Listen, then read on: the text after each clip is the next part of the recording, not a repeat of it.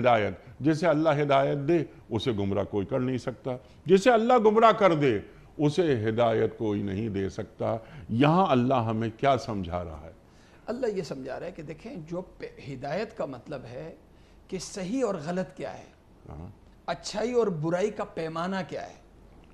اچھا وہ نہیں ہے کہ جس سے اچھی کمائی ہو، اچھائی وہ نہیں ہے کہ جس میں مزہ آئے، برائی وہ نہیں ہے جس سے کمائی نہ ہوتی ہو یا جس میں مزہ نہ آئے۔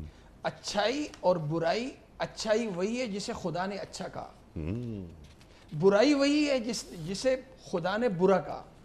ہم نے اچھائی اور برائی کا پیمانہ نہ ہم نے ماحول کو بنانا ہے، نہ غیروں کی نقالی کو بنانا ہے، نہ عقل اور نفس کو بنانا ہے۔